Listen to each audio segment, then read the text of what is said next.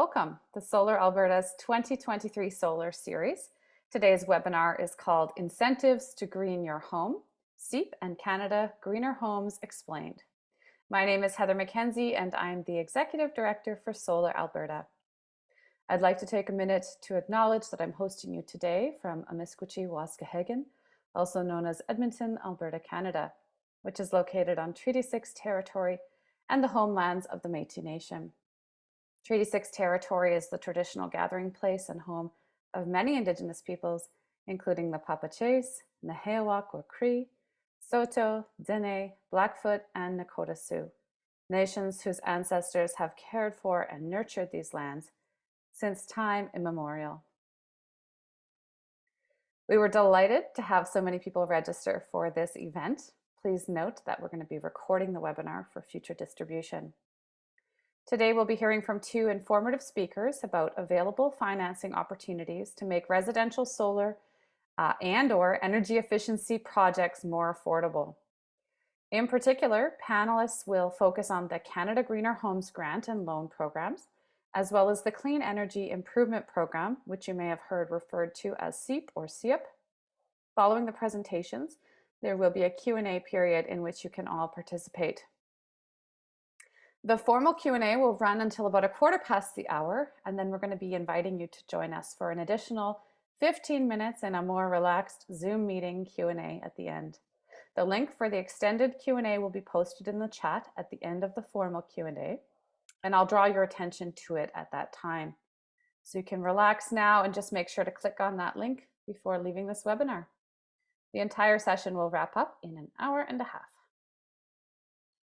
In an effort to increase accessibility to the content we are offering, we have enabled closed captioning for this presentation. You can turn the captioning on in the toolbar at the bottom of your Zoom screen. During our formal Q&A period, we'll be using Zoom Q&A for questions rather than the chat box. So please enter your questions in the Q&A section. Also, please click on the little thumbs up symbol to upvote questions that you like. Before we move forward, we're going to do a quick poll to get a sense of who we have joining us today.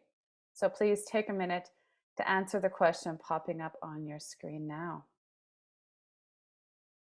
While some are still doing the poll, I'd like to encourage you all to take a minute, pop your name, land acknowledgement, and any contact information you're comfortable sharing in the chat now and throughout the event so that others can look you up on LinkedIn or email you, and hopefully some relationships can begin to be formed. All right, I see there are some results here. We'll share those with you.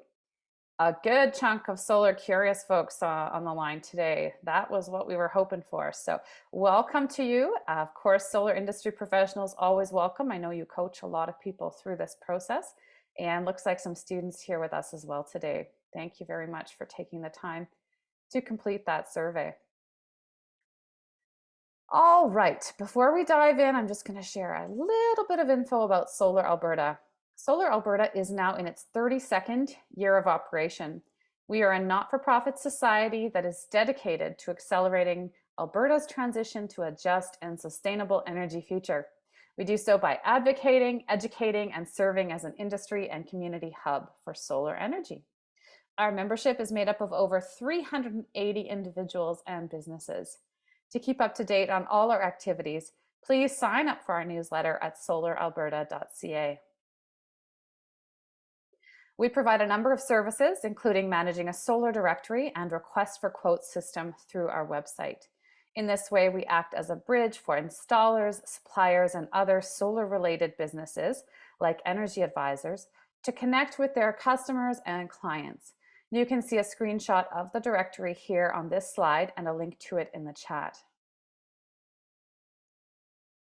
In addition to our website services, we run a number of educational programs, such as this solar seminar series, and a number of in-person and online networking events each year. Our next seminar will be held on June 22nd and will cover microgrids and how solar can be integrated into them. In this seminar, Dr. Andrea Kraj will dive into what microgrids are and how they work, and then Greg Lytle will provide a concrete example of a successful solar-powered microgrid at Nipika Mountain Resort. We're still looking for a sponsor for that session, so if you would like to, you can contact our public outreach lead, Mackenzie Velders, by emailing partners@solaralberta.ca. We also host an annual online conference and trade show called the Solar Show. So please save the dates January 29th to February 2nd, 2024 for our next Solar Show. Recordings of the last 3 Solar Show sessions can be found on our Solar Alberta YouTube channel. In addition to the public education we provide, we also host a number of live online courses at very affordable rates for solar industry professionals or those transitioning into the sector. Classes will be starting up again this fall on Tuesday and Thursday evenings, and there is a 10% discount for members. If you're keen to get started in your learning before the fall, you can also purchase pre-recorded courses and workshops on our website. If you're not already, I just want to take a minute to encourage you to join Solar Alberta as a member. We're constantly evolving our member services, some of which you can see listed on the screen. Individual membership is just $35 and can be purchased at the link in the chat. Also, if you're looking to support the work that we do, you can consider volunteering or donating. We're going to pop the links to become a general volunteer in the chat now, and we actually have a crowdfunding page. The Government of Alberta is matching donations to Solar Alberta through that link. Lastly, we are in the midst of our first summer solstice online auction, so bidding is open until June 21st. There are some really neat items like Calgary Zoo passes, Royal Alberta Museum passes, and much more. So check it out at the link in the chat. Now, without further ado, I'd like to take this opportunity to give a shout out and welcome to VertiTech, our sponsor for today's session. And I'd also like to thank EPCOR for sponsoring the year's seminar series as a whole. We really couldn't offer all of this amazing free content without the support of our sponsors. We're always interested in developing more partnerships for our events. So if you or your company want to work with us to educate the public, as Stephen is doing today with VertiTech, please don't hesitate to reach out. And now I'm going to welcome Stephen Farrell of VertiTech to introduce VertiTech and then to introduce our speakers for the day. Welcome, Stephen. I'll screen and camera off now and look forward to hearing from you. Thank you, Heather. Much appreciated. So I'm trusting everybody can hear me. So VertiTech is part of the VT group of companies. VT group of companies consists of a building envelope engineering company and a mechanical engineering company, which is professionally designated in a number of provinces. We service Alberta, British Columbia, Saskatchewan, Northwest Territories, Ontario. But on the premise we're talking specifically about Alberta, I have offices here in Edmonton, Calgary, Lethbridge, Grand Prairie, Red Deer, and Medicine Hat. We're very much a client-focused company. We have an online scheduling tool for our many contractors we work with, making it easier for you guys and your customers to access energy evaluations. We have a local call center with booking agents across servicing the province of Alberta. We have the lowest fees for energy evaluations across Canada. We've done lots of secret shopping. I've always felt that the money should stay in the pockets of the homeowners. We have one thing that's kind of unique about us. Most of my team are actually salaried staff. They are not contractors. We have very quick turnarounds now on files. We work very hard to get it sometimes down as low as 48 hours or within a week. And that was driven because of the CMHC need to be able to do the application as quickly as possible. So we are now turning files around, often within about 48 hours, but up to about a week. We have a very close working relationship with Natural Resources Canada. We do rural properties, urban, First Nations, and we service the entire province of Alberta. We do commercial buildings and multi-unit residential buildings, or MURBs, as some people better know them. We have a very highly educated team of energy advisors, which are some are engineers in training, and different technologies. They're technologists. I personally have the fortunate ability to work with CEIP and train across Canada energy advisors. And last year alone, we trained just over 1,000 energy advisors across the country. The other thing is a little unique in what we do. We provide a detailed auxiliary report to all our customers, and we also provide financial analysis tools to all our customers as well. We have a capacity of doing a little over 1,200 energy evaluations for our customers across the multiple areas.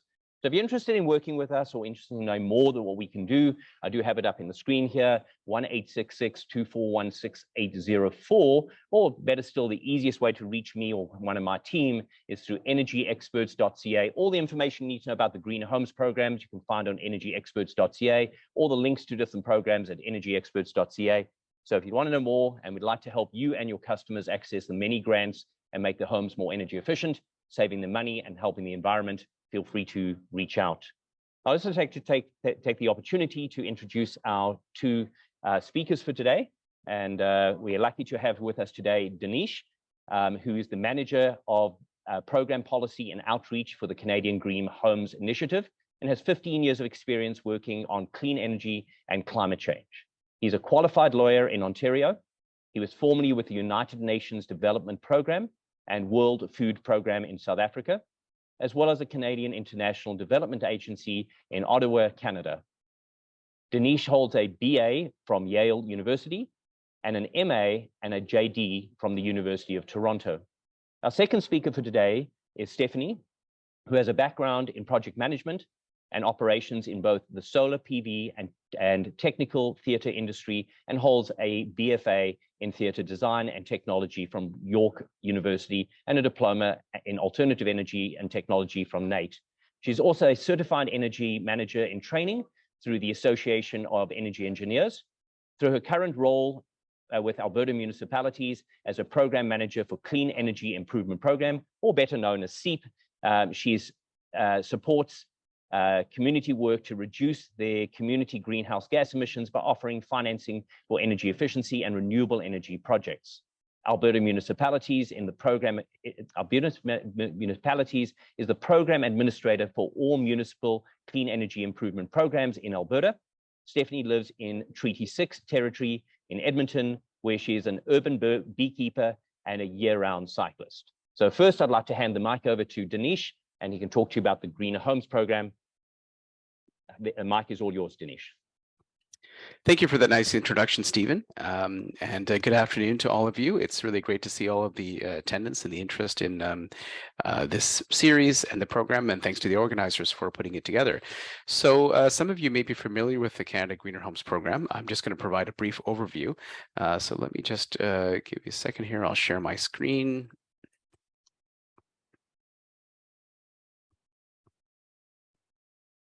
All right. Can somebody just tell me if you can see this all right? Stephen, Heather? Okay, great.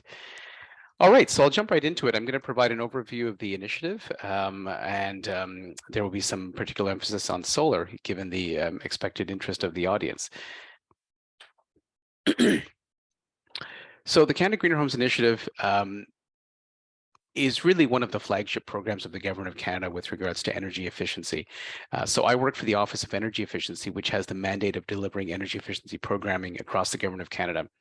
So again, people are probably familiar here, you're all in the energy sort of space, but buildings account for approximately 18% of Canada's greenhouse gas emissions. So reducing emissions from buildings is critical to reaching net zero emissions by 2050. And also, it's also important in terms of creating good jobs in every region of the country.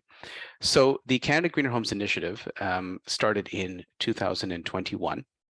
And it consists of 3 separate but interrelated programs that have grant and loan components. So the Canada Greener Homes Grant offers grants of up to $5,000 to get back a part of the cost incurred for eligible home retrofits, and that includes solar panels. So it's not strictly energy efficiency, of course, and also up to $600 as a maximum contribution towards the cost of the required pre and post retrofit EnerGuide home evaluations. So Stephen mentioned that his company is heavily involved in the energy advisor field in Alberta, and we do work with Vertitech as a service organization, and they hire energy advisors to conduct these evaluations.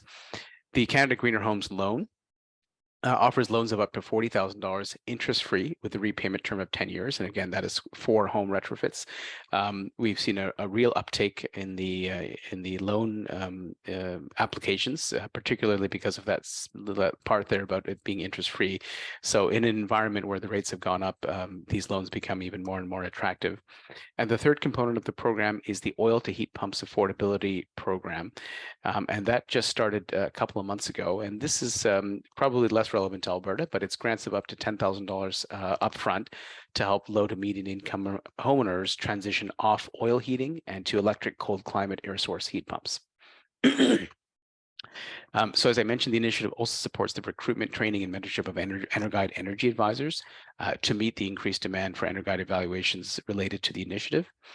And the initiative complements existing provincial, territorial, and municipal energy efficiency programs. So where possible, we look to work with other municipalities, not municipalities, with provinces and territories, complementary to other programs and municipalities as well. But so, for example, the initiative programs, the grant program is co-delivered in Nova Scotia, Ontario, and Quebec. The oil to heat pump affordability program is currently co-delivered in Nova Scotia and PEI, with a couple more provinces coming on board. So for homeowners in these provinces, it's an easy one-stop shop to access all available funding. So this schematic just provides a sense of, what a homeowner will see when they're entering the grant program. So this is the first and the largest of the three programs. I won't go through all this, but essentially, you're selecting an organization, you get a pre-retrofit evaluation, you can apply for the loan if you need to, conduct the retrofits post-retrofit, and then actually receiving the grant. So there's a whole process here, there's a whole behind the scenes in terms of people who are looking at the applications and verifying that, criteria have been complied with, et cetera, et cetera. Just some brief eligibility criteria. So it's open to eligible homeowners in Canada, regardless of where they live, one homeowner per home. And we do ask for proof of home ownership, and that is your primary residence. The right side of the right column there outlines the eligible property types. So it's single and semi-detached houses, but it's also other types of homes are also eligible, including row housing and townhomes and mobile homes. As well as MURBs. Stephen used the word MURBs, so that's the multi-unit residential buildings. It's 3 stories or less, and there's some additional criteria there too. New homes are not eligible with the grant, and by new homes we mean homes that are less than 6 months old. And the primary reason we get asked about this often, but it's that there's a limited amount of funding, and so we're trying to target it to those homes that are going to be the most impactful in terms of energy savings and affordability. New homes are most often built to stricter code standards, so that's why they're not eligible. And so we've already sort of gone through this a little bit, but homeowners, in order to get a grant, you have to commit a pre and post retrofit EnerGuide evaluation by an energy auditor. The homeowner has to complete at least one retrofit that is both recommended and recommended by their energy advisor in their report. So when the energy advisor does the pre-evaluation, the homeowner gets a whole series of documentation in terms of what retrofits are the most impactful and eligible under the program. And there's some additional criteria there online as well. So in terms of the uptake, so the program's been really popular. It started in May 2021, and there was a massive rush at the beginning. So we dealt with some fairly serious backlogs at the beginning, but our response times are now much better. So we have received over 300,000, about 310,000 applications. This is as of the end of April. Have completed and paid out nearly 53,000 grants with a value of around $262 million. And the most popular retrofits of Canada across Canada have been sort of no surprises here, but windows and doors are the most popular, followed by heat pumps, home insulation, air sealing, and solar panels. And we actually have Alberta to thank for the popularity of solar panels, and I'll get into that in another slide. And so these are some Alberta specific numbers. So again, as of May 2023, we're looking at approximately 43,000 applications from Alberta, just over 8,500 completed grants valued at over $33 million, and the average grant amount close to $3,900, and that includes the cost of reimbursing the EnerGuide evaluations. So the grant amount is up to $5,000, but again, there are sort of different grants for different types of retrofits. So for example, if you're doing windows and doors, the amount is between $125 and $250 per rough opening.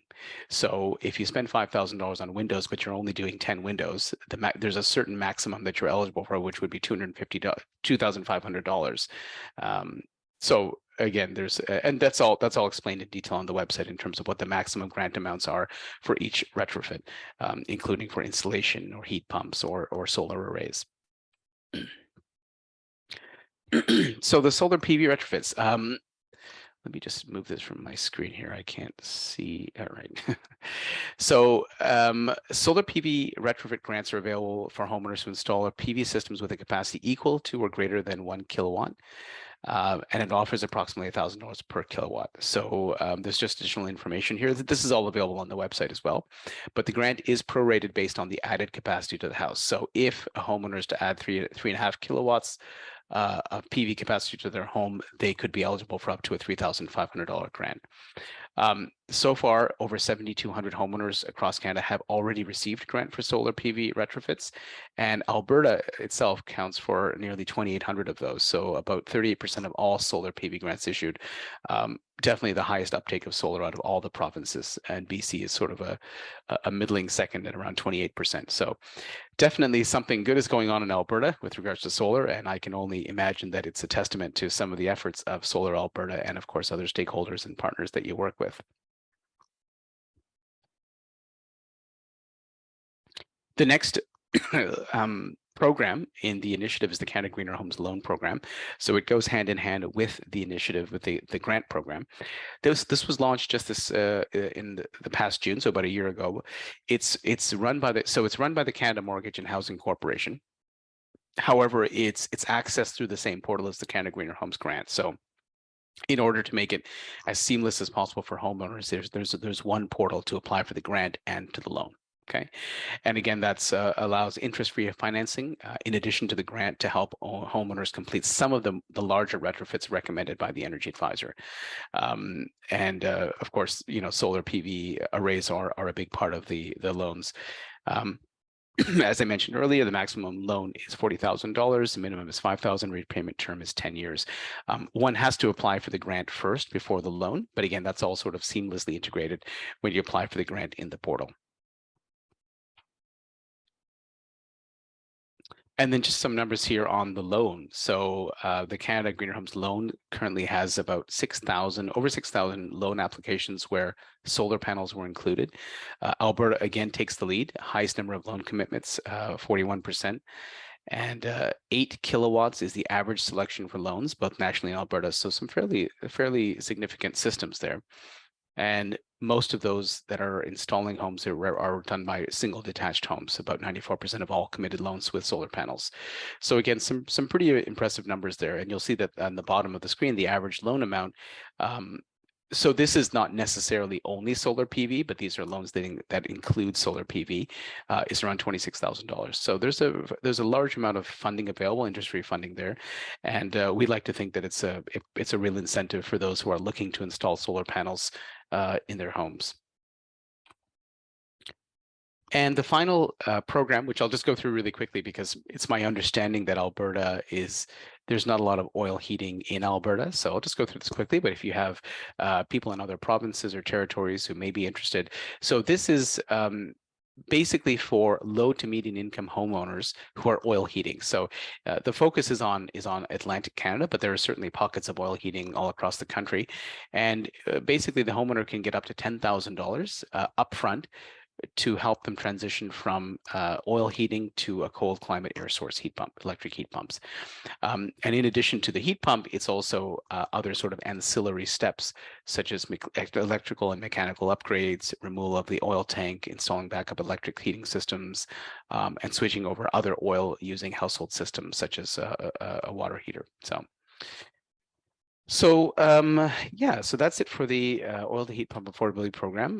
Well, there's another slide here, but I won't get into a lot of detail again because I think it's of possibly of minimal relevance to Alberta. But again, all the details are available on the website. Again, this is an income tested program, whereas the grant and loan programs are not income tested.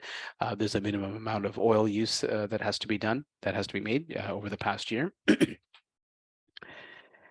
And then, getting in touch with the program is relatively easy. I will acknowledge that at the beginning of the program, there were a lot of delays in getting back to people. We were, it was the program was launched and there was a lot of interest and there was minimal staff to deal with that interest. We're getting much, much better now. So if you contact us by phone or by email, you can expect to receive a response within a reasonable time frame. So any inquiries, again, I would encourage you to look at the website. There's a lot of information on there. We do endeavor to keep that up to date and current insofar as possible. So you'll find the answers to many of your questions there, as well as how to actually access the program and create an online account. But there are, you can certainly contact us about the grant, contact CMAC about the loan, or OPA as well. And that's it for my presentation. So I believe there's going to be some opportunity for Q&A. So I'll look forward to having a chat about the program and answering your questions a bit later in this session. Thank you. Hi, everyone. I think I am next here, so hopefully everyone can see and hear me. I'm just going to start sharing my screen.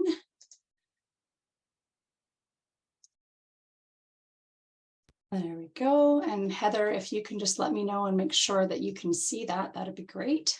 Looking good. Perfect. Okay, so thanks everyone. Thanks Dinesh for that great overview of Canada Greener Homes. I'm here to talk about the Clean Energy Improvement Program. So I'm Stephanie Ripley, as mentioned earlier. I am the program manager for the Clean Energy Improvement Program with Alberta Municipalities, who's the program administrator across Alberta.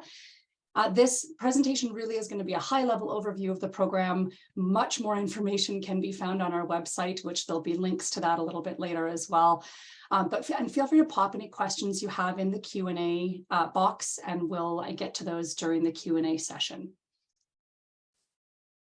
So there have been a few mentions, I've mentioned it, and at the beginning mentioned that I work for Alberta Municipalities. Just to give you a sense for those of you who don't know, I know anyone that works for a municipality is likely familiar with us, but the average Albertan doesn't always know, what we do or who we are. So we are a not-for-profit association that has been serving communities in Alberta since 1905. We've been around for quite a while. We work with municipal leaders to advocate for solutions to municipal issues to the provincial and federal governments, but we also support communities by providing services and helping them thrive and be more resilient. So typically we work with municipal administration and staff, but for the Clean Energy Improvement Program, we are working with municipalities to develop their programs and get them into market, but we're also administering their programs on their behalf once they launch. So we're working really closely with the municipalities and actually delivering CEIP across the province. We are the program administrator for all CEIP programs in the province as named by the Government of Alberta through the regulation. So we really partner with each of the municipalities that wants to launch this program. And we're going to start here with a really quick little video on the overview of the Clean Energy Improvement Program. Want to lower your utility bill?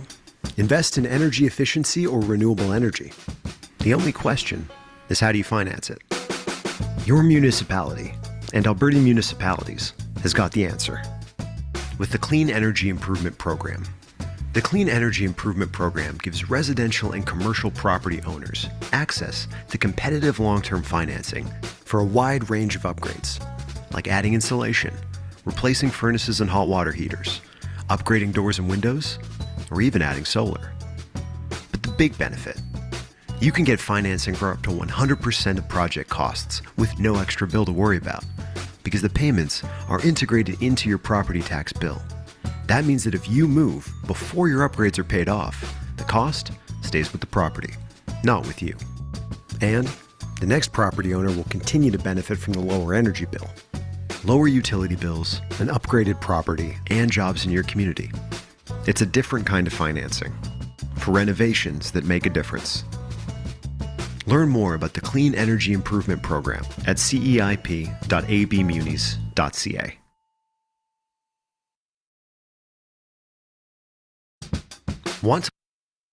Super. Okay, so hopefully that gives you a bit of a sense, if you were unfamiliar with the program before, as to exactly what it is. It is a financing program.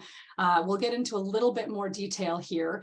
One of the biggest things to understand here is it's not really an average financing tool. So it really is specifically designed to increase the uptake of energy efficient retrofits and renewable energy installations on both residential and commercial properties. So there are, depending on the municipality and what they have enabled in their bylaw and what program they have launched, it is available for both residential and commercial. Through CEIP, property owners borrow funds from their municipality to pay for the upgrades on the property, and then they pay the money back over time through their property tax bill. And so this is a model that is new to Alberta, but it's not new to North America. It is, there have been programs like this in market across Canada and the United States for quite a number of years, a couple of decades in the US. It's known elsewhere as PACE, or Property Assessed Clean Energy. So if you've heard of that, it's the same tool. In Alberta, we just call it CEIP, or the Clean Energy Improvement Program, but it really is a PACE style financing tool. So the way that it's different from other financial instruments or other loans that you may be able to access is because of that repayment mechanism, or what we call the Clean Energy Improvement Tax. It is tied to your property, not to you as the property owner. And so that means if you sell your property or your building, the new owner will take over the repayment of that CEIP tax and continue to benefit from the upgrades that you've installed and those energy cost savings. So, and because of the way the the repayment is structured, municipalities can typically offer a lower interest rate on the repayment than many homeowners or business owners can get through their bank. Because the municipality is borrowing the funds initially, they get access to better rates. It is a municipal program, so municipalities choose whether they will offer the program to their residents or to their property owners by first passing a CEIP tax bylaw. So this is, step number one. If you are in a municipality that doesn't currently have a program, it's worth checking in with your local officials to see if they've passed a bylaw. If they plan to pass a bylaw, they can work with us on that step. That's the first step. And then they would work with us at Alberta Municipalities to design and develop their program and get it launched. So where we come in is when they want to launch those programs, we'll assist them with the program design and development, but then they also contract us to actually deliver the program once it's launched. So we get this question a lot of, why would somebody choose this financing over all of the other options that are out there? There's really three key benefits here. The first one is that I've already mentioned this, but typically CEIP offers below market interest rates. It isn't 0% like Canada Greener Homes, but there are some other benefits to the program, and it is quite a bit lower in most cases. Most of the programs that are in market right now are somewhere between some of them are less than 2%, up to about 4 or 5%. It's typically less than what you can get at a bank. It really depends on the municipality, but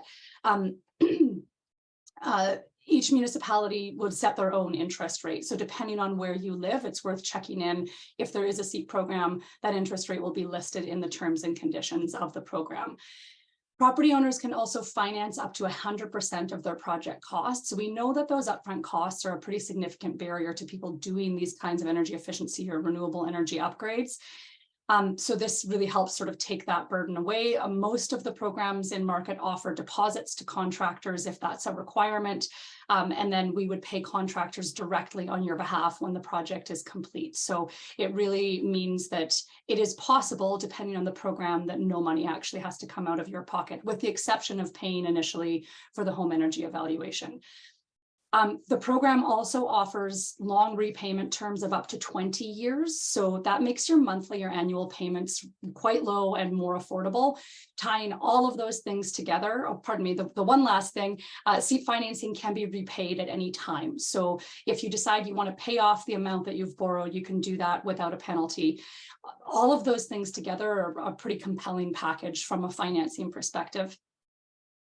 The second piece here is that you'll be supported by us as the program administrator throughout the process of submitting your application, completing your project, paying contractors for the work. We're really here to support you through that whole process. If you have questions, we're just an email or a phone call away.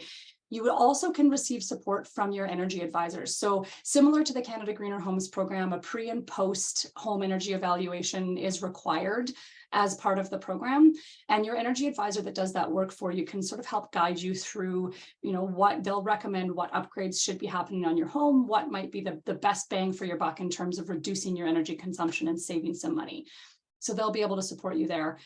And the third and final thing here is really the key to what makes CEIP different. It was that financing transferability. So if one of the reasons that you haven't put solar on your roof or done a big energy retrofit of your home is because you don't know how long you'll be in your property, you don't know if you'll see the payback of actually putting that investment in, because CEIP can be transferred to the next owner, it just eliminates that barrier entirely. So you can pay off you can make those payments as long as you're in your property. You sell, the new property owner takes on that repayment and continues to enjoy the benefits of those upgrades. Financing upgrades through CEIP is also a great way to reduce energy use in your home, save money, and reduce your impact on the environment. So a quick, very high-level overview of how the program works. Again, there's more information on the website for a few of these nitty-gritty details, but there's really 5 major steps to completing a CEIP project in a municipality. The first step is completed by the municipality when they pass their CEIP bylaw and find capital to fund the program. Then they would work with Alberta municipalities to develop and launch their program. We currently have 10 municipalities, but 11 programs active in Alberta, and we're working with more and more municipalities to get this online for other places. Once a program is launched, then you as the property owner would head to the local program webpage at ceip.abmunis.ca, read the terms and conditions so that you make sure you understand the program and you get to know your interest rate and all of the eligibility criteria, and then submit your pre-qualification form. So really at the pre-qualification stage, we're checking to see if your property and you as a property owner are eligible before you do any other work. We want to make sure before you get that home energy evaluation done that you know whether or not you're eligible to participate. So we'll do those basic checks. And if you're eligible at that stage, then we'll send you on your way to go get that home energy evaluation, or if you're a commercial business owner, an ASHRAE level 2 energy audit of your building. And that's really going to help you decide which upgrades to complete. And then you would work with selecting a qualified contractor who you want to work with. It is important to note that contractors that you hire to do work through CEIP do have to be qualified contractors. So they have to appear on the CEIP qualified contractor directory. If there's somebody that you want to work with that isn't yet on that directory, you can always send them our way and we can onboard them and get them onto the list before you actually start your upgrades. So once you've done your home energy evaluation or your ASHRAE level 2 audit, decided which upgrades you're going to complete, selected your contractor, then you'd submit your full application, which gives us all the details we need about the project itself. We'll assess that. And once we know that that's eligible, then you'd enter into a couple of different agreements, the financing agreement with your municipality and the project agreement with your contractor and with us. And then your installations can begin. And then we don't talk to you for a little while. You can always call if you have questions or if there's changes to your project, but then that's when your contractor really starts their work of getting those upgrades installed. Once the upgrades are installed, then you would submit upgrade completion documents to us. We would confirm that everything matches what was agreed to in the agreements, and then we would pay your contractors. If you have incurred costs out of pocket at this point, you can also request reimbursement through the program. So things like the cost of the home energy evaluation, it depends on the municipal program, but often the municipality will allow that cost to be financed as well. So you could actually finance that through the program and be reimbursed for that cost. Then once all upgrades are complete, if you're doing more than one upgrade through the program, the municipality would then record that clean energy improvement tax in your property tax roll, and you'd start repaying that the same as you do your property taxes. And the reason it's sort of cyclical in this diagram is that the idea being that as funds are repaid through the property taxes, they then become available again to finance new CEIP projects. So this really is intended to be not just a blip in the market, but an ongoing long-term program that municipalities are able to offer to their property owners.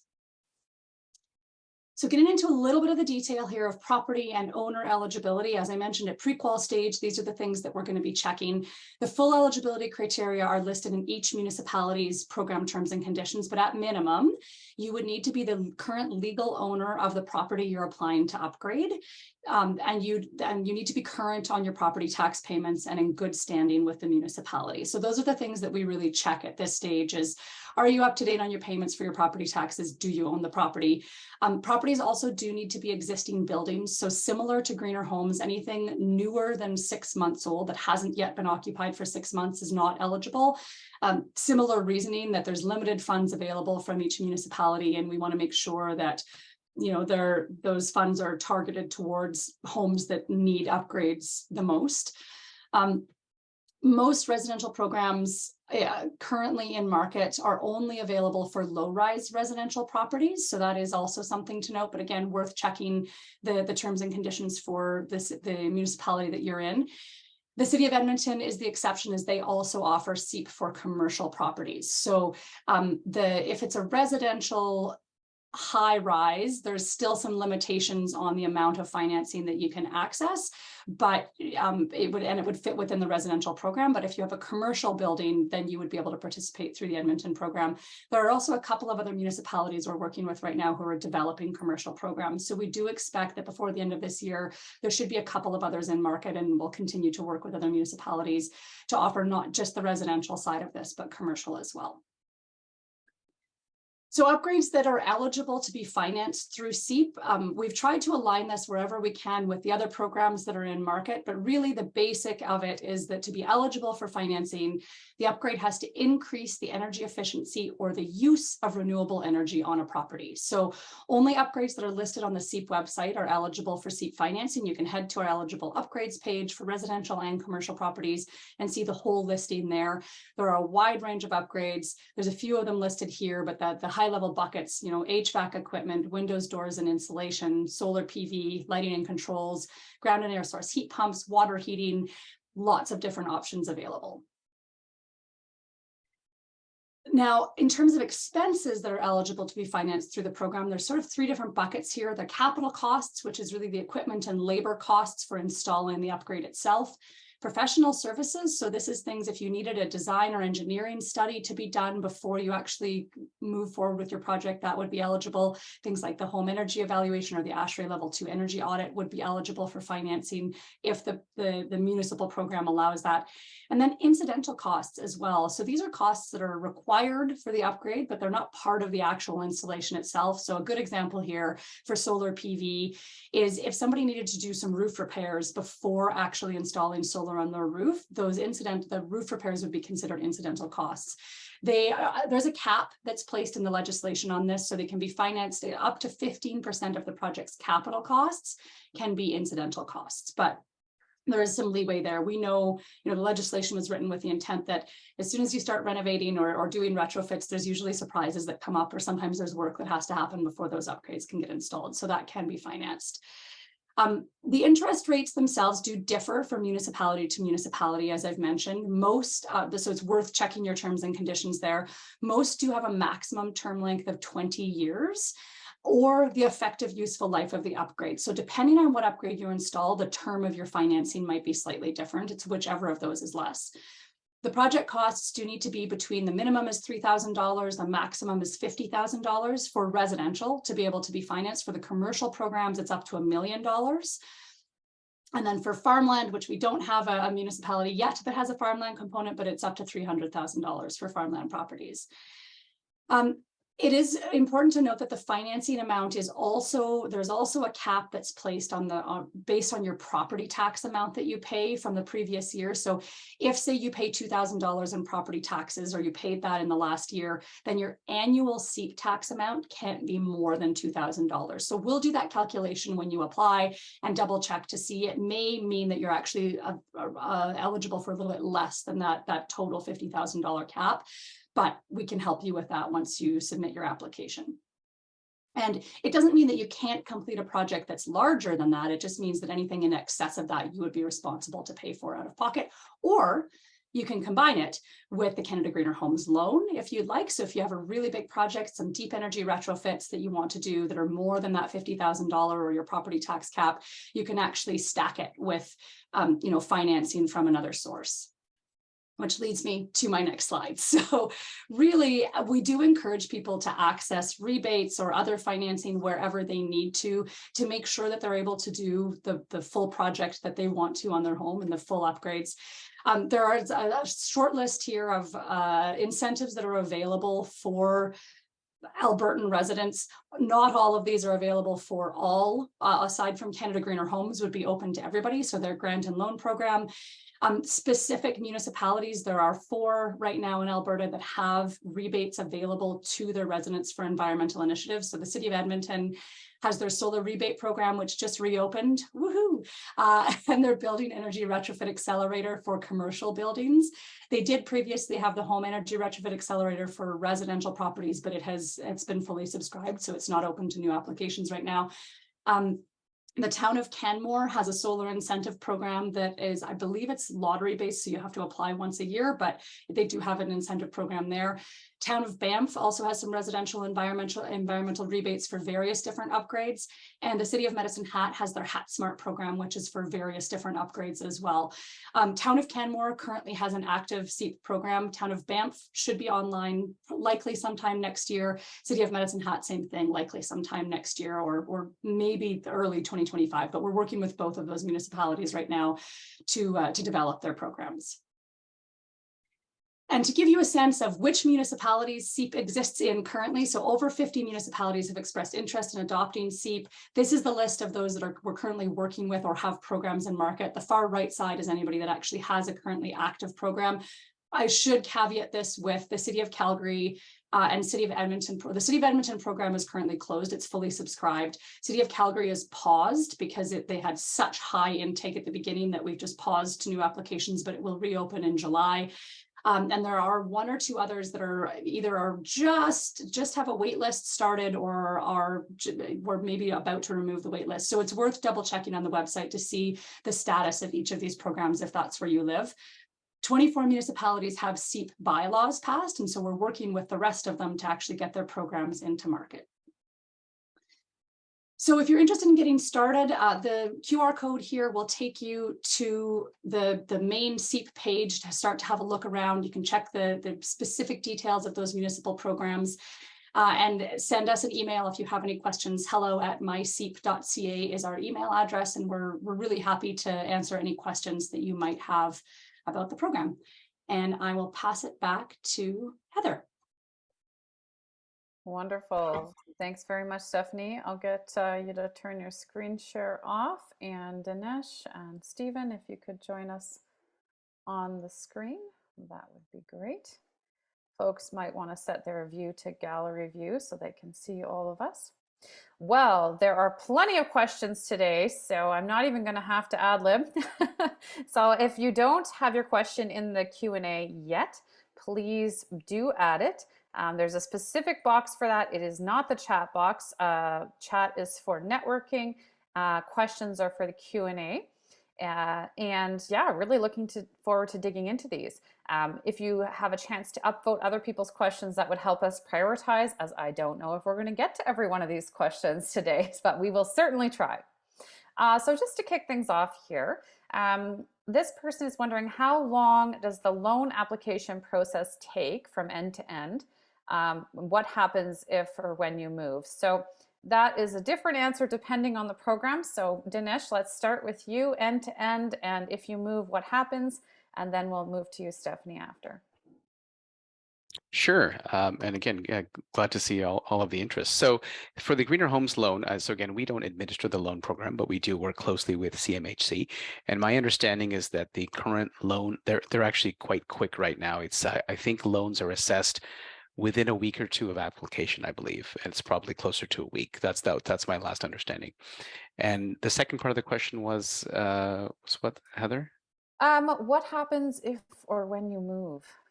So good question, and that's actually a significant difference with CEIP. From my understanding of the loan program, I mean, these are tied to the homeowner, right? So if you were to move, that loan liability would move with you. And so that is a significant difference with the CEIP program.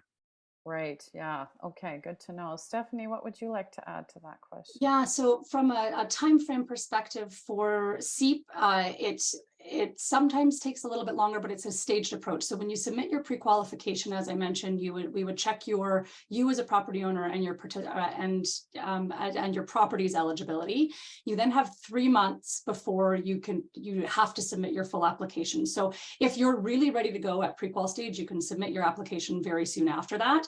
The assessment at pre-qual takes us typically a week or so. We do have, the municipality has to do a couple of tax checks, so it depends on how quick they are. But yeah, usually within 2 weeks you get an answer around pre-qual. At application stage, timeframes are really dependent on whether we receive a full application. So there's quite a few things you need to include with your application. You know, specification sheets about the equipment you're hoping to install, information about your qualified contractor, all of that type of thing. We aim to have them turned around within 2 to 3 weeks, but again, it's really going to be dependent on how complete that application is when it arrives with us. So it's, yeah, usually fairly, you'll receive a response from us within a couple of days, and we'll let you know if there's more information that we need. But Yeah, and a slightly different question for you on that topic, Stephen. You're sort of the end-to-end person, you know, from your perspective, what would the average time take, not just to get the loan, but sort of from project start to finish when the EnerGuide audits come in? What's the average for that? So when the program started, Nish mentioned, was very heavily subscribed. They needed a lot more energy advisors across the country. And I think that network has grown dramatically and the times have dramatically come down. I think there were backlogs of about 3 to 6 months in certain regions. I think the backlogs today are sometimes about a week to 2 weeks to get an evaluation done. I think it's important to book as soon as possible. Your advisor is a consultant. They're there to help you through the process and not just talk about solar, but talk about the whole energy efficiency of the home. So realistically today, with the number of advisors that have been brought on stream, with the leveling out of the number of applicants, it's about a week to 2 weeks to probably get an assessment done. If your advisors are on the ball, they can get that report back to you within about a week to 2 weeks, and you're around that 2 to 3 week time frame. Then you can do application for both the loan program, and you can start the ball rolling on the greener homes as well, and then get the work done. And then afterwards, we expedite in maybe a week to get the final follow-up assessment done and get that in. So this expedites things the way things have been set up now in the industry. Okay, great. That's helpful. A question here, can a loan, and I think this is for you, Dinesh, can a loan be repaid at the 10-year period, or is it required to be repaid incrementally over the 10 years? That's a good question. Again, I can't speak 100% for CMHC in terms of the loan details, but I believe it is required to pay incrementally over the period. That being said, it can also be prepaid in advance too, just like the CEIP funding. But yeah, no, it can't all be paid back at one time. That would probably go against the risk assessment process of the loan application. Okay. So you can't push it to the last minute. No. All right. Following up on the above, can the loan be transferred to a new owner? So that was the original question. So if you move, I think we know that with yours, Stephanie, that is the intent of the CEIP program, is for it to be attached to the property and transferred to the new owner. Dinesh, I think you've already answered that in the case of Canada Greener Homes, it cannot be transferred to the new owner. So you probably have to tuck it in there with the price that you're charging on your new home when you sell it. I'm thinking that's a great idea from CEIP. I wish we could do it with the loan program, but I know it's tied to the municipal tax bills. So that's the limitation on the federal program. Well, now you're getting my secret agenda here, Dinesh and Stephanie, is that by having you both present, you could both just steal each other's great ideas, and ultimately we could have less confusing processes in the future. So this is my side objective. I hope you don't mind. And so here. I might just add to that, Heather, really quickly, because it is up to you, however, as the seller of the property and as the buyer of the property, CEIP can be repaid at any time. So if you are selling to someone who does not want to take on the CEIP tax, you can put it as a condition of sale and just pay it out at the time you sell. So that's an option, but the option is also there to transfer it to the new owners. We have had our very first property that sold that had a CEIP tax on it that actually did transfer to the new owners. So we did were you have a party? delighted. We had a little party in the office. But Yeah. Oh, yeah. that is very exciting. But yeah, I know there are some limitations federally as you're not the ones managing the property taxes. So there we go. Considering solar installations usually happen during summer months, although my neighbor had his done on Christmas Eve, I would think there is an increasing number of grant and loan applications. Is there a best time to start the assessment so that it's in time for getting the funds and grants? So yeah, I guess timing wise, what would you advise in terms of the slow periods, or when you might be able to get your installation completed in the spring and summer and fall? Yeah, the short answer is there's not really any difference at this time. I mean, like I said, our initial rush of applications led to a lot of delays at the beginning of the program, but now it's fairly consistent throughout the year. Applications are assessed very quickly within about a week, even at the grant stage, and I know at the loan stage as well too. So, and as Stephen mentioned too, the wait times to get an energy advisors has been slashed. So throughout most of the country, barring maybe a few sort of very remote or rural areas, northern areas, we're talking like a week or two to get an energy advisor. So I wouldn't say that there's really a better or worse time.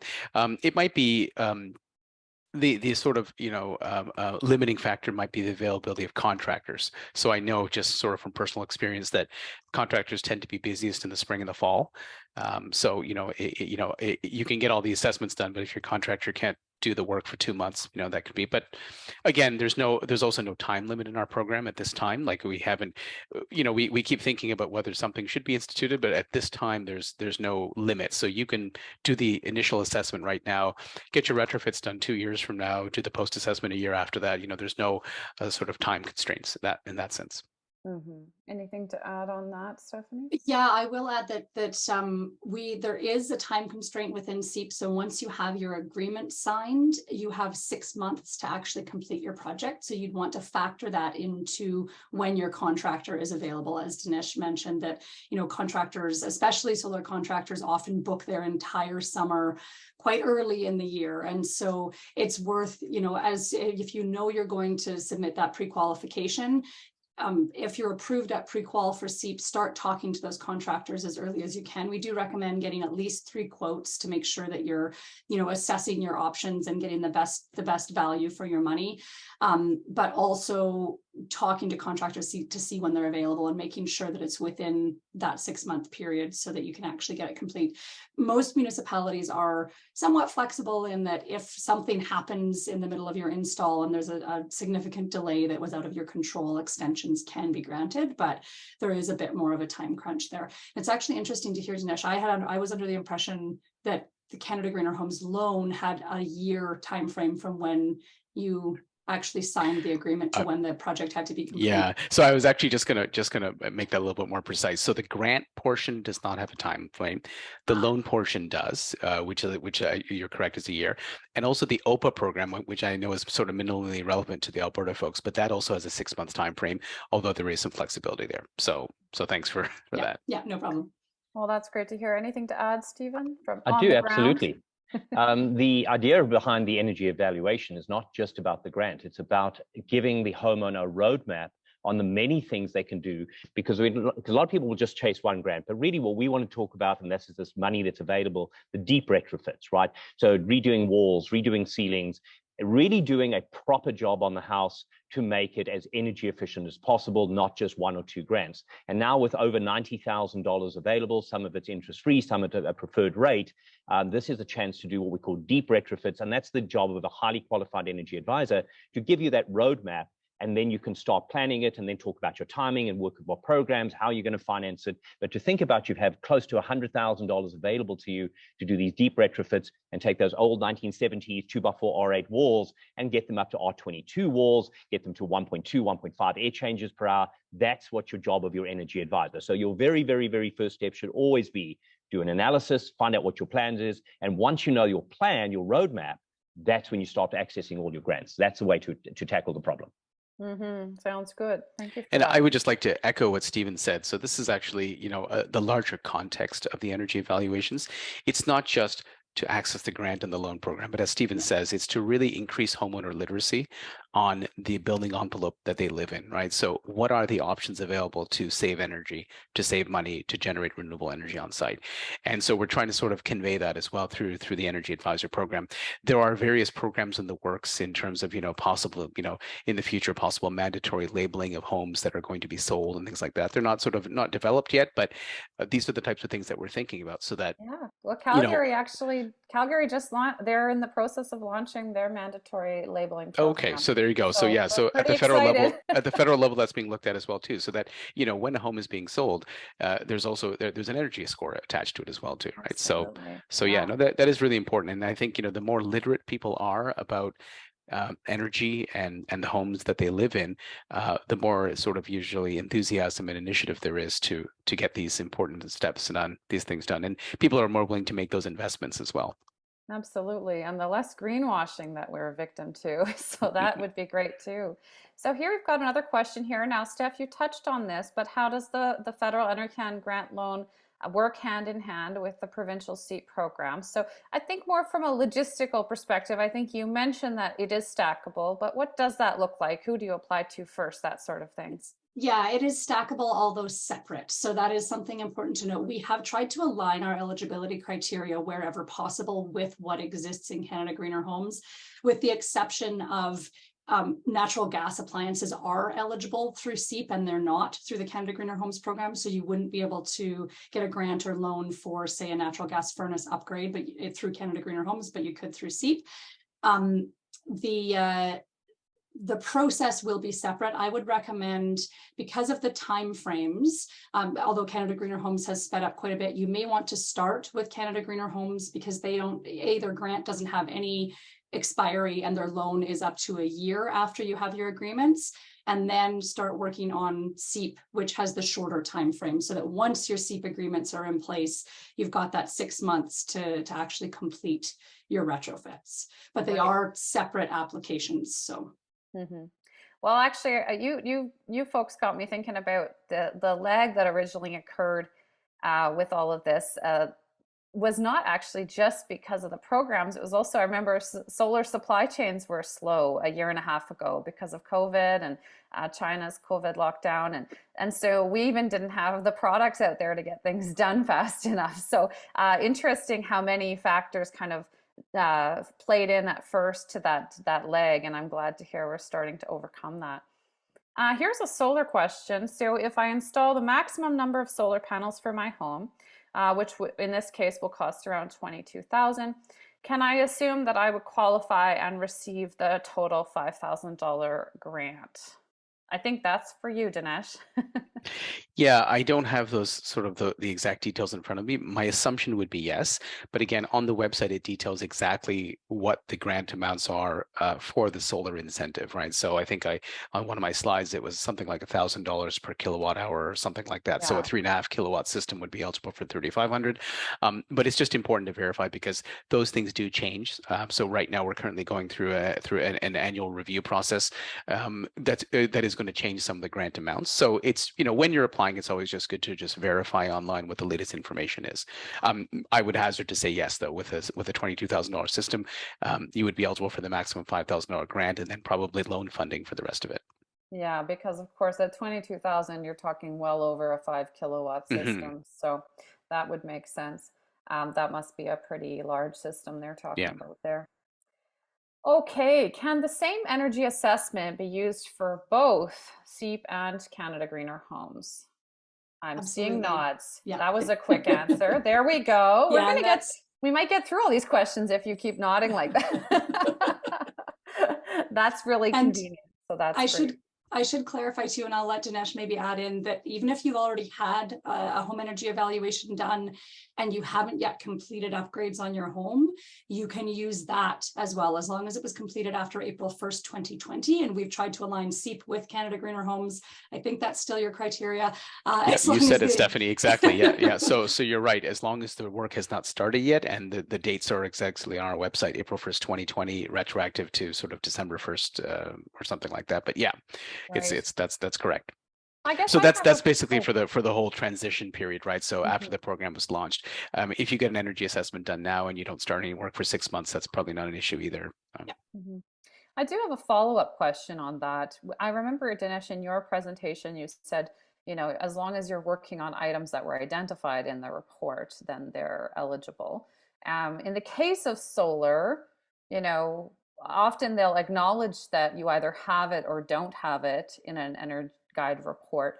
But if you have it, but let's say you have a small array, they wouldn't necessarily say, you can have a bigger array, and so it might not appear in your EnerGuide assessment. Is it still eligible if it's not necessarily identified? That's a really good question. I think Stephen might have some insight onto this because I don't work directly with the energy advisors. I had my own home done about a month or two ago, and the energy advisor is quite flexible. I mean, he had outlined a certain number of retrofits, and then but I remember he said some other things, so he actually just revised the report, including the Oh, other things. okay. So I think there's a lot of latitude for the energy advisors there. Yeah. So if your intent is to upgrade an existing system, again, I can't speak 100%, but I don't know if Stephen, if you have any insights, since you manage a whole bunch of energy advisors. Certainly, thank you. So really the idea with the energy advisor, we have a long, good conversation with the homeowner. What are they planning to do? So there's that roadmap that we're trying to do based on what their current plans are and what the long-term are. We always try to take homes typically to better than a typical new home today is the typical objective. But if there was something that would suggest that the homeowner wants to do that wasn't on there, the advisors are very flexible. We work with Enercan, we update the report to make sure that does get included, because it does have to be recommended, which means that's an update, and then to be able to be eligible for the grant or the loan. But again, that's working with your advisor. But hopefully in the conversation with the homeowner, the advisor knows what the homeowner's plans are, more or less what their budget is, and he has a long-term roadmap on how they can improve the efficiency of the home, not just one upgrade and just one item. That'll be really the ideal objective. Well, that's really helpful to know, because with EVs coming into the market in a big way here in Alberta, and heat pumps are all the rage these days. So a lot of folks are looking at upgrading their systems now because they're adopting electric vehicles or heat pumps. So thank you for that additional information.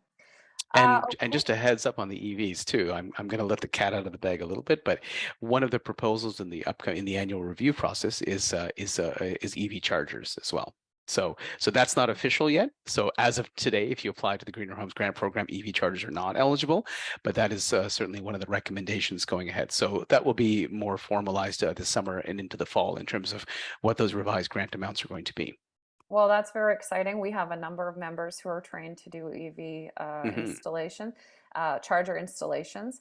The other piece that we always hope Canada Greener Homes will consider is the roof and electrical, because you really can't mount a solar array without upgrading roof and electrical often. So it becomes the solar mount. Here is a question about the City of Edmonton program. Someone says, will it open again? I think they mean the CEIP program. I believe I recently read City of Edmonton is hoping to relaunch a fulsome program sometime in 2024. Yep. Is that what you've heard too, Yeah, you Steph? answered your own question. That was perfect. Or that was you, Heather. That was Yeah, what we exactly. So yeah, we're working with the city right now on what they're calling ECEIP, or Edmonton CEIP. So it will be not just the pilot, which was what was launched initially, just a 2-year pilot. And it will be for both residential and commercial programs. So keep your eyes peeled. 2024, the full Edmonton program should be rolling out. Yeah, and that was sort of what we were lobbying for last year. Was we were saying, please keep your rebate until you have a full CEIP program. So, so if anyone's wondering why Edmonton has a rebate and Calgary doesn't, it's partially because Calgary has a full CEIP program and Edmonton doesn't. So thank you for the clarifying that, Stephanie. Okay, do these programs add value to homes once the retrofits are done? Absolutely. Actually, I think I read a recent statistic. It said solar alone will add more than 4% to your home value when folks are selling homes. That's been the amount I've seen. How does that jive with the energy retrofits in general?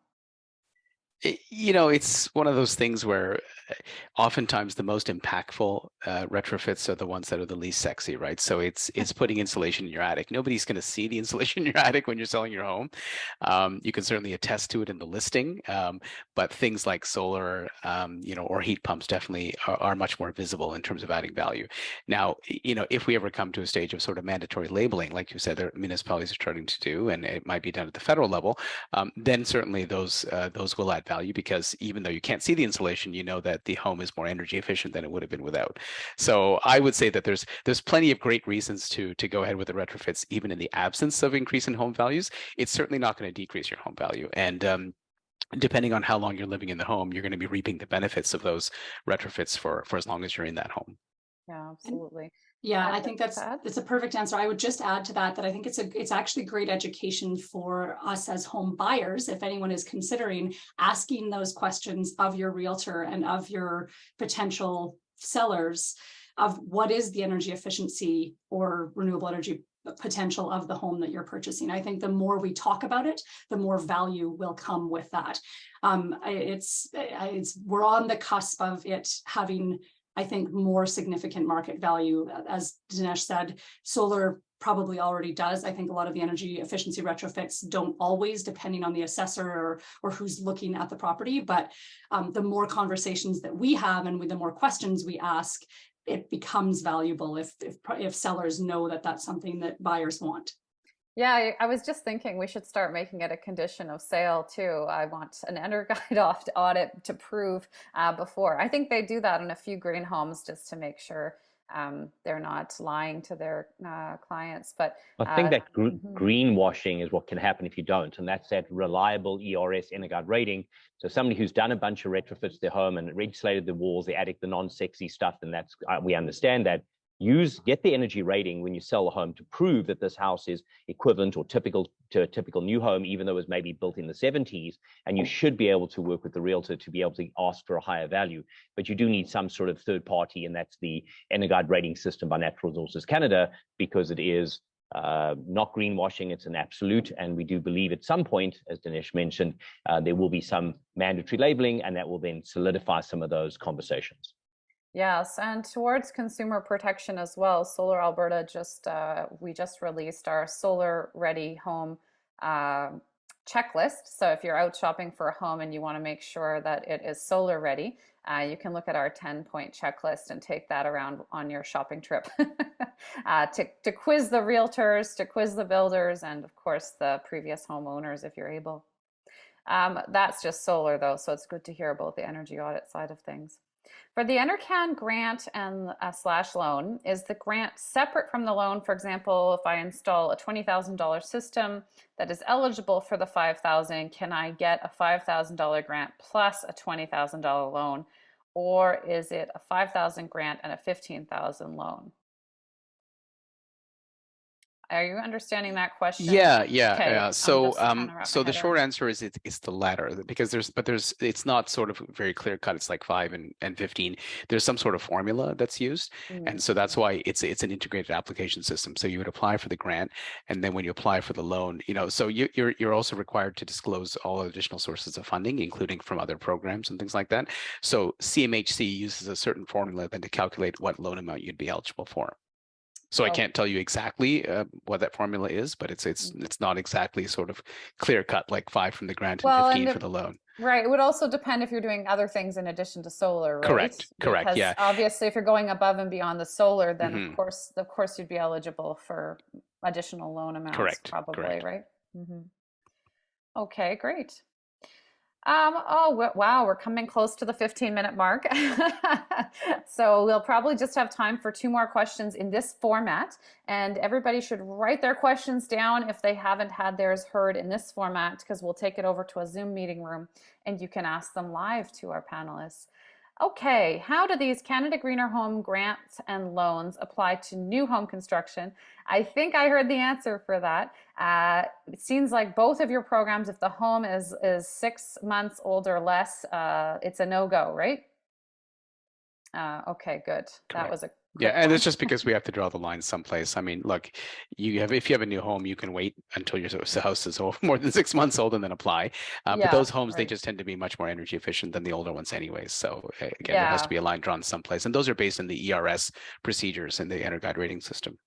Right. These are folks thinking about solar and heat pump additions after Correct. the Hmm. fact. But yeah, I know we tied our solar into our mortgage actually to make sure it was there up front because we didn't want to have to wait that 6 months sort of thing. But not everybody has that option.